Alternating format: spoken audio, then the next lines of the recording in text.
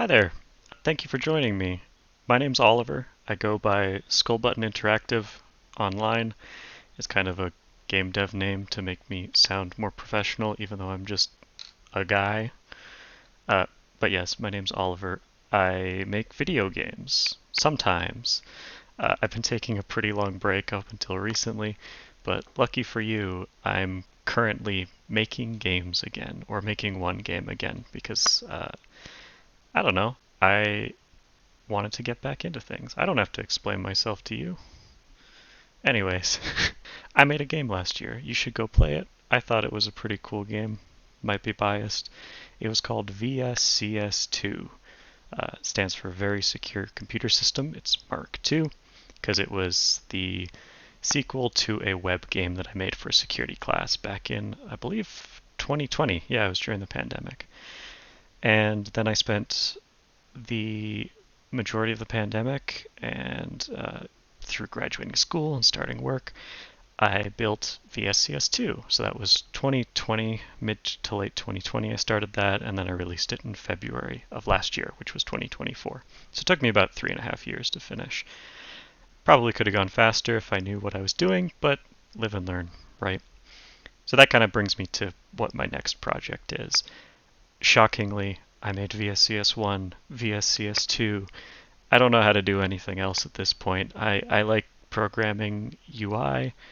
It's kind of my thing, for better or for worse now. So I'm making VSCS-III or VSCS 3.0.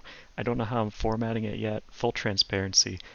Uh, what you're looking at on the screen is my skull button logo on the left that I made, and then on the right, I've just updated it. So the left was the VSCS-II operating system colors. So for anybody who doesn't know, you should go watch the trailer on my YouTube channel for VSCS-II. It's a game that's set entirely within a fictional operating system that was made in around 1984. It's based off of the real-world Apple Macintosh from 1984, which had a black and white, this like monochrome display with that iconic blue glow and this weird clunky design. I really loved that, so I made a game based around it, and then I put my own spin on it. So I imagined, like, what if these computers were the only ones that hadn't been, infested with malware to spy on you? It's a little goofy. It's a bit of a spy thriller, conspiracy sort of game. Uh, so you're using essentially a hacked operating system from the 1980s, but it's been modified with internet connectivity, so you can uh, connect to the internet. You can talk to characters. It has a lot of modern sensibilities that operating systems from the 1980s wouldn't have had. And I really love that as a design challenge. I think there are a lot of things I would do different if I went back to that project now. But that's why I'm making 3 instead of 2. I'm not remaking the last game. I'm making a new game. So I've prepared a slight presentation because I like to overplan things. You can see in the bottom left, this document is like 4,000 by 3,000 pixels. I'm designing everything in here because I just like Sprite. We are going to be looking at a very small part of this. I don't want to spoil things. There's not much to spoil, but I will be selectively showing you little pieces of what I've been working on. And by the way, after this, I'll jump into Unity. I have actually been building stuff. This isn't all just design. The design stuff is just fun to look at and to ramble about. So that's what this is going to be. This is not going to be a professional devlog. Obviously, you've probably figured that out by now. But I think it's fun to see how the sausage is made and see all the like stupid stuff that developers get excited about. Maybe I shouldn't call it stupid. Maybe trivial is a better word. I'm going to be talking about like pixel widths on Windows. Like, if you do not find this interesting, put it on the background or go do something else, I guess. I don't know. I'm not your dad. Do what you want. All right. Anyways, I modernized my logo. Sick. I think it looks pretty cool. It's got a little drop shadow on it now. Uh, cool thing, I have a lot more colors to work with now. Hey, transition into my next PowerPoint slide. Cool thing about going from... Oh, I didn't even explain what I'm doing. So VSCS-II was based on the 1984 Apple Macintosh. I don't even know if it was called a Macintosh. It was the Apple computer. the 128K model specifically, I know it's called that. What I'm doing with VSCS-III is I want to move up a decade. I want to move like VSCS-I, the web game, was like a green screen terminal from the 70s. VSCS-II is a 1984 128K Macintosh or Apple. I forget what it's called. It doesn't matter. It's called a VSCS-II. And VSCS-III, I want to base it on Windows 3. Not just because it has 3 in the name, that it helps, but also because it was around in the 90s and it kind of revolutionized a lot of modern operating system standards, at least in my personal opinion, from my understanding of it. And I think it has a really cool design aesthetic. I think it has a really cool color palette, as we're looking at right now. And essentially what I'm doing, and as you'll see a little bit in this video, I'm taking the VSCS-II fake operating system that I made and the designs from it, like this icon on the left, which is the manual button from VSCS-II that would be on the desktop. And I'm kind of, quote unquote, modernizing it. So I'm kind of merging it with the palette and design and general design trends of Windows 3, which makes it fun because it's a little bit of my own personality and my own designs. And this operating system from the 90s. So I think this is a pretty good example. We've got obviously the little icon on the front has changed to something that's from the new game. And then we've worked in colors. Yay, because I didn't have those before. Obviously working in a 1980s operating system. I know not all from the 80s were like this. There were vector-based ones, yada yada. But working with a, 1-bit palette, I guess this would be a 2-color palette, extremely restrictive. I found ways around that. Obviously, you need very strong outlines. You need to add outlines around things so that they stand out from a background. And you need things to have a very strong visual identity. They really need to pop. And the black lines are all you can work with, right? So obviously this is a book. I hope it's obvious. If it's not, I've failed as an artist. But this book, obviously you can add a little bit more to it with more colors, which I'm very happy about. You can get a little bit of that like edge lighting on the top left, and it just, I don't know, it adds a lot. I don't know if this is the final design. All of this is a mock-up, obviously. But I'm very happy to have 16 colors to work with now. I think it's very, very fun. These colors are ripped from Windows 3 specifically for a lot of things that I'm working on, and there are a lot of things.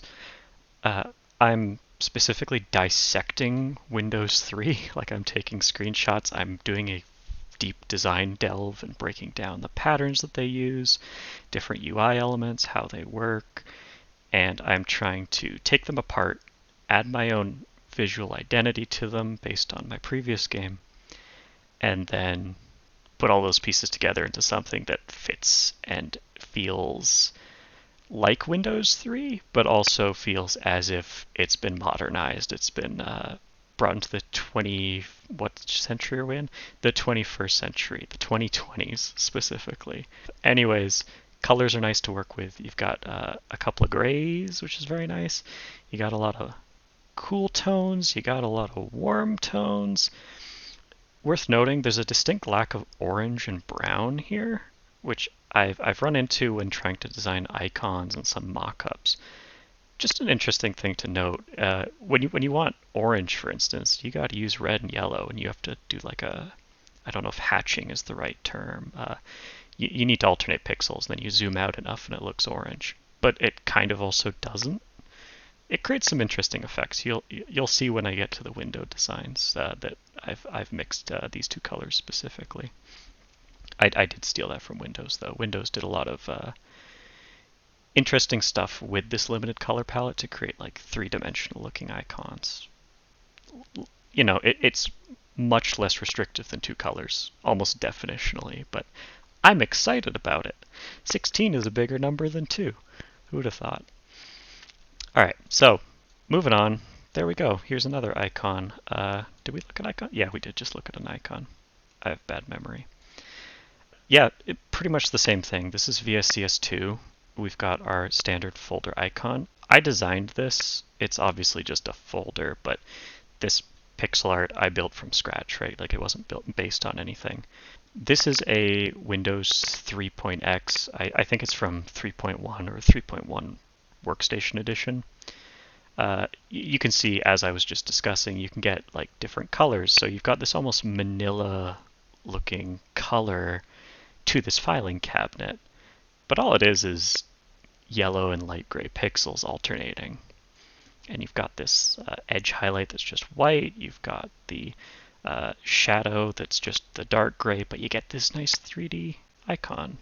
Early versions of Windows 3 didn't really have this. They were very flat in 3.0, but later versions like the Workstation Edition 3.1, I don't know what the order is exactly. They had these really nice 3D icons. And so I don't really want these 3D icons. I don't want to just steal things from Windows because that's lame, but I want to take inspiration. So what I'm trying to do is take my old icons and modernize them. So that's what we end up with here, where we've still got that drop shadow that I think is very iconic in VSCS-II. I really like the bottom right drop shadow, top left highlight, but I couldn't do a top left highlight because I only had two colors, right? So that was the only way I could make things 3D before, is to add that drop shadow on the bottom right, that very heavy outline. But I think in combination with some highlights and then this new color palette that gives you that kind of manila envelope color specifically here, or any other color you can imagine if you mix everything correctly, I like it.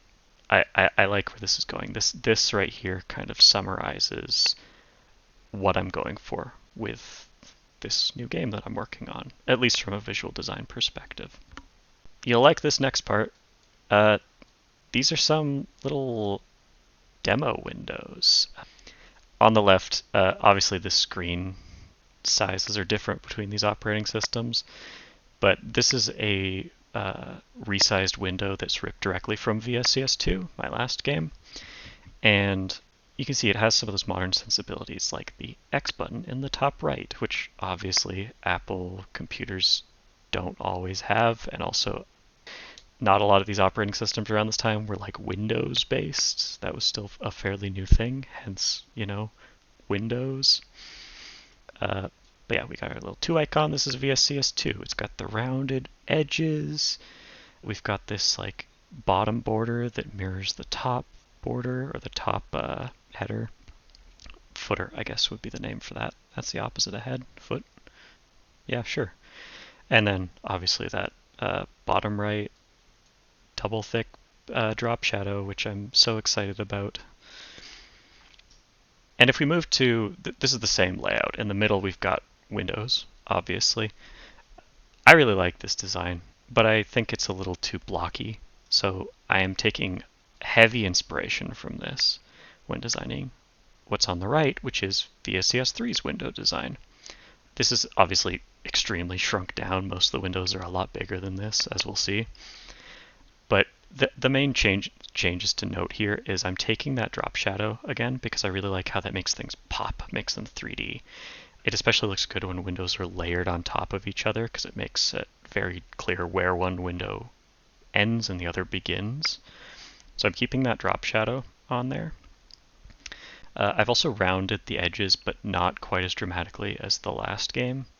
It's more just I don't like harsh pixels. I think that looks kind of lame when it's like a core element of the world that's moving around. I think it should be a little bit softer. So you can see consequence of the drop shadow there, here, and here. See, I told you I'd be talking about like really trivial stuff. Like, look, this pixel's missing. Isn't that amazing? I think it is. I think it's cool. Because I actually had to make a decision on that. Other stuff I didn't like about the Windows 3 designs or the later Windows designs, icons are inconsistent. So this minus button, sometimes it's like this, like it's really short. I don't know why. This button, which I believe actually closes the window, doesn't have the highlights and the three-dimensionality that these buttons have. These are to like minimize and maximize the window, I believe. It varies on what kind of window you have open, but that's generally, I believe, how they work. I might be wrong. I haven't watched enough videos, but the reason I haven't watched a ton of videos is because I'm moving modern design sensibilities into this operating system. I've redesigned the icons so they're more consistent. Like they always have that white icon with the heavy outline instead of just, you know, just these black arrows. They've got a little drop shadow consistently on all icon types, just like this, but all buttons have this highlight, and when they are clicked, they will seem to sink into the window. I'm also trying to keep gray as the consistent background color, this light gray, just because it's so neutral, but it's fairly easy on the eyes. I think just a white is a bit harsh. I think that is almost literally everything that is different between these two. All right, what am I talking about next? I think I'm going to the mock-up. Spoilers, you're seeing some cool stuff now. Yeah, so some info on the screen and buttons. By the way, there's so many like half-finished UI around here. Actually, maybe I'll cut while I'm transferring over there, but this is slightly to the left of where we were before, but fake mock-up of a loading bar, for instance, and different types of loading bar, little bricks that could be put in. I'm trying to make those change with the window theme. We'll get to that in a bit. Same with the text field. So a lot of my design document looks like this. It's just like, hey, here's the spacing on certain things. Here's what font is being used. I didn't even mention the font. I've ripped the font from Windows 3, made my own changes to it. There are actually two fonts. There's one that's different for labels versus what's on the header of Windows. Those are two separate fonts. I don't think most people know that, because why would you? And then I'm trying to include notes so that I'm fairly consistent while I'm designing these and building them out. Pretty cool stuff. Okay, back to the mock-up. So this is kind of a mock-up of what the game is going to look like. Obviously, there's no post-processing on here. It's going to be blurred a little bit. It's going to be blue-tinted a little bit. Obviously, windows in the game are not going to have Microsoft branding there. That's from a screenshot. Yeah, obviously it's not going to look like this. This looks way cleaner. I'm not going to have a file browser right next to a random loading bar. I'm just throwing things together to see what fits. You know what a mock-up is. Yeah, I don't know what to say. It's a window. We got a cool key icon here. We got some placeholder icons. We're studying file spacing to see how far this icon needs to be from the edge of the window. That's the kind of stuff I'm doing in my free time now. I'm losing my mind. This is game development. But you can see the window looks a lot better when it's like actually a full window as opposed to those tiny little mock-ups that we were looking at down there before. And hey, what's this at the bottom of the screen? That's pretty cool. That's a taskbar, and alarms might be going off in your head if you're a lunatic like me, going, hey, wait a second, Oliver, that's not canon, that's not real. What timeline are you living in? Because Windows 3 didn't have a taskbar. And you would be correct. Windows 3 did not have a taskbar. I believe the taskbar, don't fact check me on this, I think it was sometime around like somewhere between Windows 95 and XP. It might have been XP. Because it was 95, 98 XP. There were other versions in there. I know. Don't at me. Somewhere in there, they made the taskbar, which every operating system nowadays has that's on an actual non-mobile device. But I kind of want to bring in the taskbar because I think it would be fun to try and write my own like window minimization logic. I think is going to cause me headaches, but I am there for it. I want challenges. And B, I think it's a really good way to allow me to keep everything on the desktop. Like treat this like a modern operating system. Because what I did with VSCS-II, if you've played it, maybe I'll put some footage up here if I can be bothered to. VSCS-II has a tab-based operating system like design because I didn't want everything to be in Windows because I was bad at UI programming. I got better. I didn't design from it from the beginning, and it just was easier to keep like the chat view separate from the well, I'm forgetting how my own game works. Desktop view from the reader view, like keeping main functionality in separate tabs that you could switch between, like different views. They're called views in the actual game code. I don't want to do that this time. I want everything to be on the desktop. But because of that, I need modern UI sensibilities, like the ability to minimize windows. You can see I'm also playing around with the idea of like different UI to see which windows are open versus which windows can currently be opened. I'm not fully happy with this just yet. I like how 3D it looks, like how it's kind of inset but the buttons pop out. Playing around with notifications as well, and also pagination. I don't know how that's going to play. It's kind of a trend. You'll see a lot of this in VSCS-II and probably VSCS-III as well, where it's a challenge to figure out how clunky to make things. Because on one hand, you want to make things clunky so it's an authentic experience. You're using an old operating system. It's been cobbled together.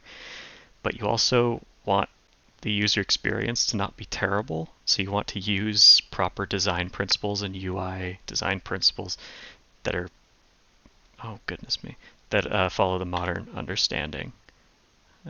We're going to move to the background layer, which I know this is on, and I'm going to... Doot. There we go. Sorry. I fixed it. I fixed it. We're okay.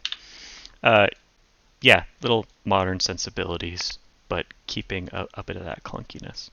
It's a balancing act, and I think it makes for a really interesting design challenge, not just from, a visual design perspective, but from like a user experience perspective. I guess it all kind of ties into design. But then I'm also making a fictional operating system that is supposed to be a video game, so it should be fun. It shouldn't be miserable just for the sake of novelty. But it can be sometimes. It's a balancing act. It's a balancing act. Okay, I think that's the end of part one. I'm going to stop recording, go get some water. I will be back in a moment. Okay, water is great. Sometimes I feel like I would die without it. All right, we're in Unity now. I've already started the game scene, and ta-da! There we go. If I click, you can see we are now using a fake mouse that is eerily similar to the Windows Vista mouse, which I know was much later than in Windows 3. Need I repeat myself? Modern sensibilities, modern design, blah, blah, blah, blah, blah. Okay, let's get into actually doing some stuff. We've got this taskbar at the bottom. It doesn't do anything. You can click the buttons. It swaps the sprites when you click on them. Nothing happens because I haven't implemented it yet. We're pretty early on in the game because there is no game. I'm currently, I guess I should start with that. I'm currently trying to build out the user interface, not just from a design perspective, but now I'm moving from the designs into the actual implementation in the game engine. I do use Unity for game development. I have been told I should not. I don't care. I'm used to Unity. I'm scared of change. Too bad. And it's pretty good. It's got a decent amount that's built in that satisfies what I need, and what I don't have, I can build myself because, hey, I'm good at this.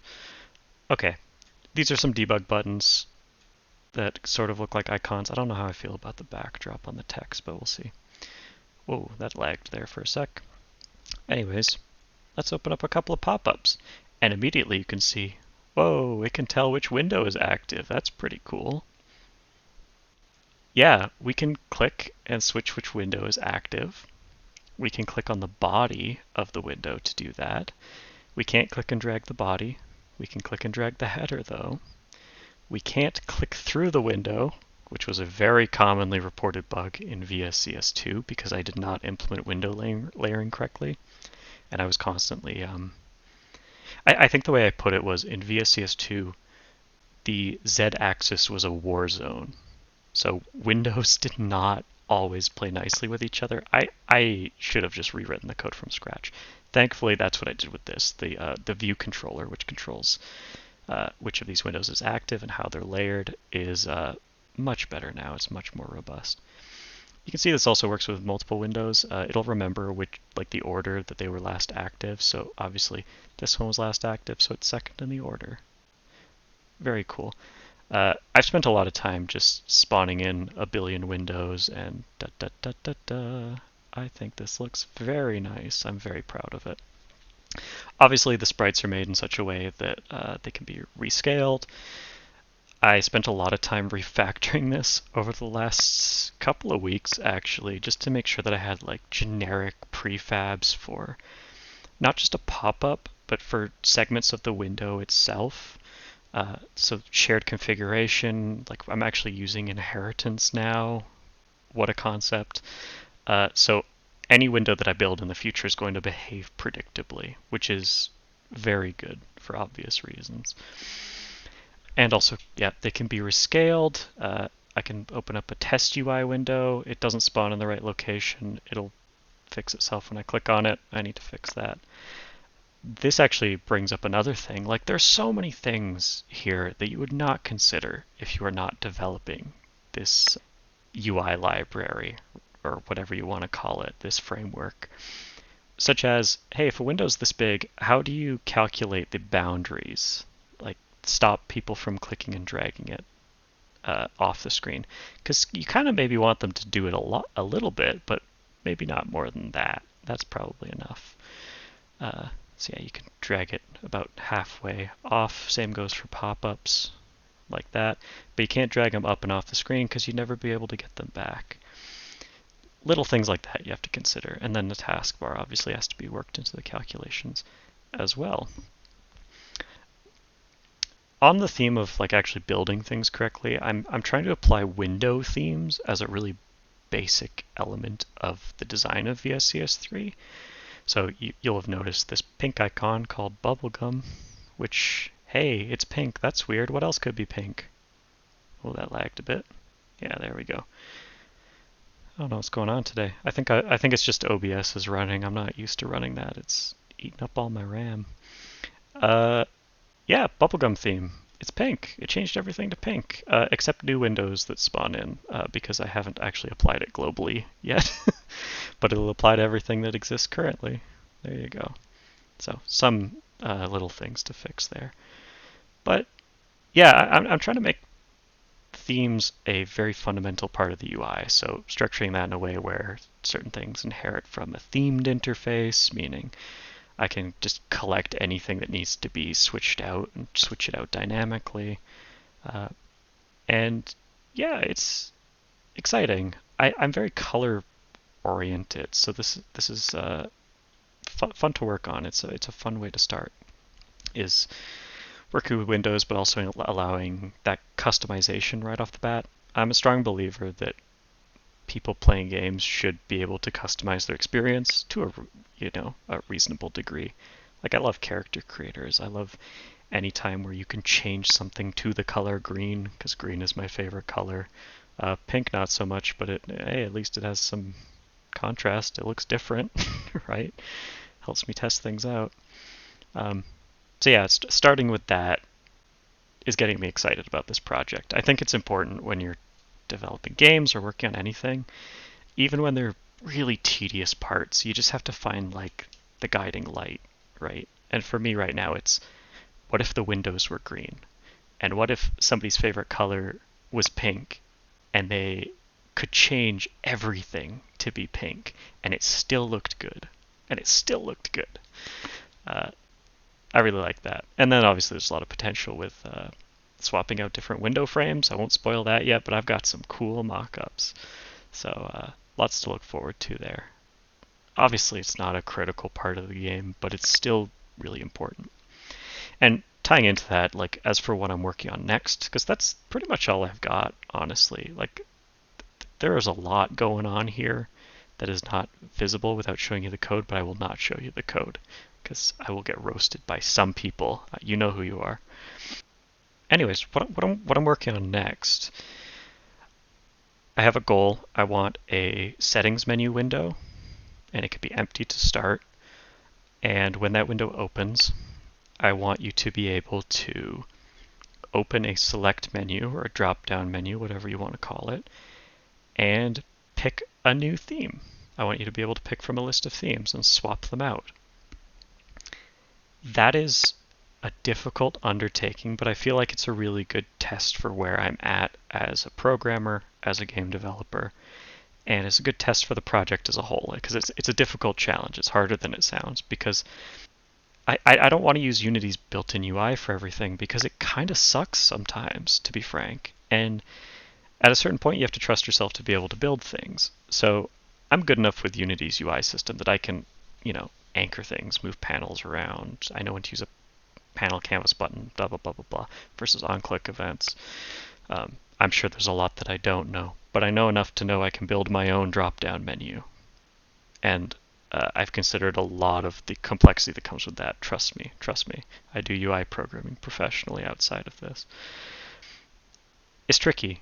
It's very tricky to get that working. But it forces me to build a UI widget, like a reusable select component.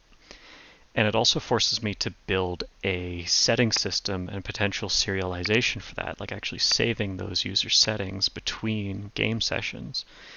And it forces me to engineer that in a way where I can expand upon it, because I'm thinking forwards while I'm building all of this. So I'm not just going to go, I don't know, save the theme that they're using as a string and we'll figure it out later. No, I'm going to structure it in a way that makes sense, is efficient, is scalable. And that's hard, because you have to work in a billion different things even when you're doing something you think is simple, like, hey, I'm going to go build a drop-down. I'll stop talking about it now, because I think that might be the next video, and it'll be fun to talk about. Okay, body text goes here. I hope you enjoy all my cool windows. I hope this was somewhat entertaining to listen to. I ramble a lot, but that's kind of the point of this, is I want to be able to come back when I finish VSCS 3 in like 50 years. It's realistically, if everything goes well and I don't get hit by a bus, God forbid, I could probably do this in like 3 or 4 years. I'm probably in the future now watching this 7 years later with gray hair and going, why did you say that? Because it always takes longer than you expect. But reasonably, I know how to scale. I know how a project like this scales. I know how it blows up in scope. I already did it once. I'm making a game of similar scope. I'm going to be working on this for a pretty long time, and I want to be able to look back and go, wow, the humble pop-up window, the humble My Cool window, the humble Bubblegum theme. Wow, so much has changed. Wow, this looks terrible. Wow, I'm so much smarter now. I think that's fun. I think it's fun to be able to look back on things.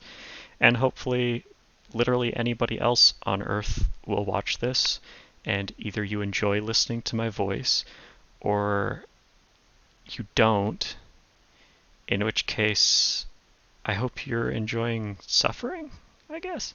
Anyways, I hope you get something out of this. I don't really care.